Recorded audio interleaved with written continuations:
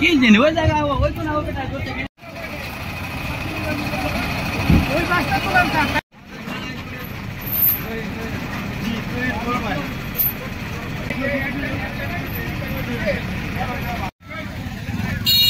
ভাই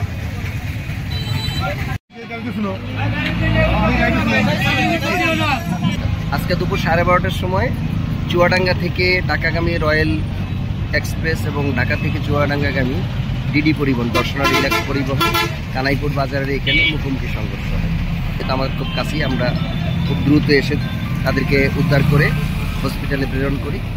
আমাদের সেখানে লোকজন আছে, হসপিটালে নেওয়ার পর জানতে পারি একজন মহিলা এবং দুজন পুরুষ মারা গেছে।